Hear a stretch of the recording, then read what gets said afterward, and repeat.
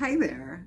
I'm Lisa Roberts. I'm the MLA in Halifax Needham, which includes the area where your school is, if you're at St. Joseph A. McKay or St. Stephen's or Joseph Howe or St. Catherine's. All of those schools are in my neighborhood. And as we approach Orange Shirt Day, which is a day to remember and think about the impact of residential schools, I thought I would share a couple of books that I have picked up and shared with my kids to think about that. Because residential schools were places where children went, and they went there for a long time, Indigenous people across Canada. And it meant that those children were not with their mums and dads and grown-ups who cared about them and spoke their language. And that was a really painful and bad thing that we did in Canada for all kinds of silly reasons. And people are still kind of feeling that pain.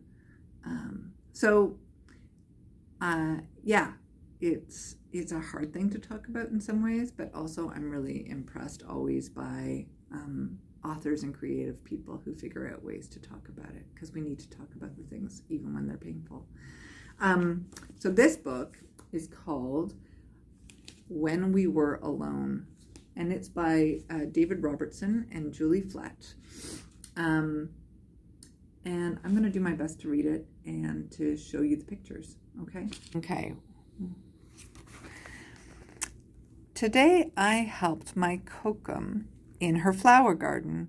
She always wears colorful clothes. It's like she dresses in rainbows. When she bent down to prune some of the flowers, I couldn't even see her because she blended in with them. She was like a chameleon. Nokum, why do you wear so many colors? I asked. Nokum said, Well, Nosisim, when I was your age, at home in my community, my friends and I wore many different colors. But at the school I went to, far away from home, they gave us different clothes to wear. All the children were dressed the same, and our clothes weren't colorful at all.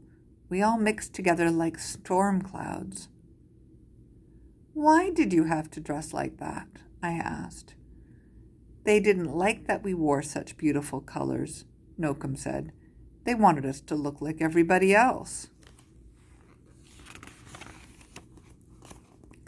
But sometimes in the fall, when we were alone and the leaves had turned to their warm autumn hues, we would roll around on the ground. We would pile the leaves over the clothes they had given us, and we would be colorful again. And this made us happy. Now, Nokum said, I always wear the most beautiful colors. After I helped with the flowers, we went over to the back gate. There were vines covering the gate. They reached all the way down to the ground. When my Kokum turned to fix the latch, I saw that her braid hung almost as low as the vines. It was like she had a tail. Nokum, why do you wear your hair so long? I asked. Nokum said, Well, Nosisim, when I was your age, at home in my community, my friends and I grew our hair long, just like our people have always done. It made us feel strong and proud. But at the school I went to, far away from home, they cut off all our hair. Our strands of hair mixed together on the ground like blades of dead grass. Why did you have to wear your hair like that? I asked. They didn't like that we were proud, Nokum said. They wanted us to be like everybody else.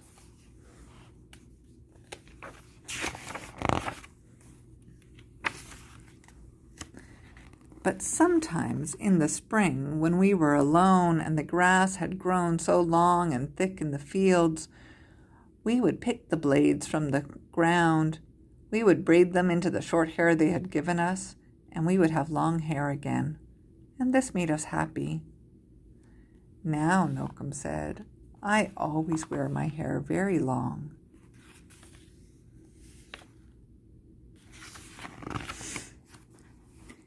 After my Nokum had fixed the latch, I followed her to the bird house. There was a bird flying through the air like a jingle dress dancer. She fed the bird and whispered, Na pineis mekiso tamisi kitigian tamaskisian, and her words sounded just like a poem.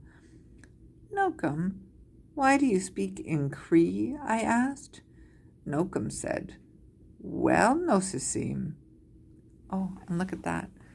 I did my best to pronounce that, and here's the meaning of what I just tried to say in Cree. It says, Here, little bird, eat, so you will get big and strong. That's what she said.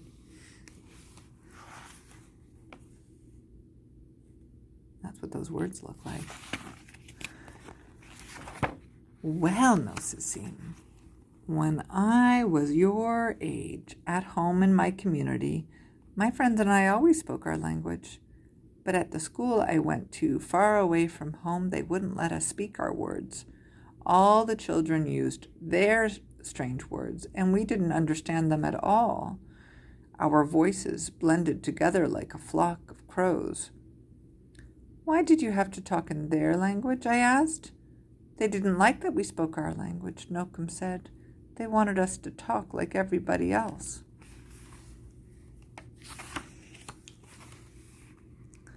But sometimes in the summer, when we were alone and our teachers weren't anywhere around the place where we were, we would whisper to each other in Cree. We would say all the words that we weren't allowed to say so that we wouldn't forget them. And this made us happy. Now, Nokum said, I always speak my language.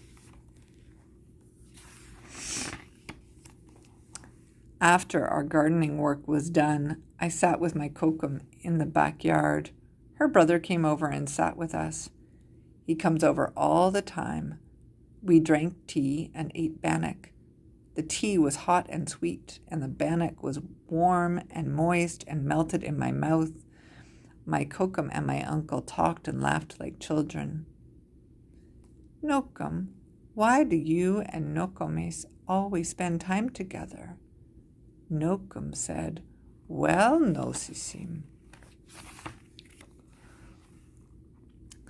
When we were your age, at our home in our community, being with family was the most important thing. We played with each other, did chores together, and shared everything. But at the school I went to, far away from home, they wouldn't let us be together. My brother and I were separated like day and night. Why were you and Nokomis separated? I asked. They didn't like when we were with family, Nokum said, because when we were together, we thought too much of home.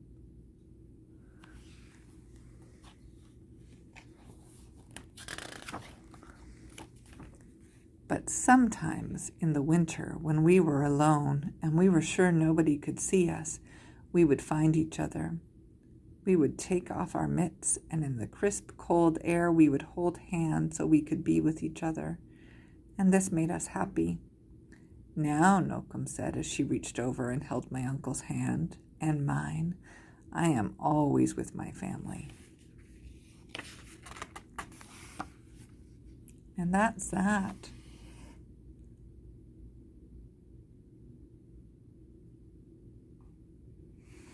Now, this book is not from Mi'kma'ki, where we live.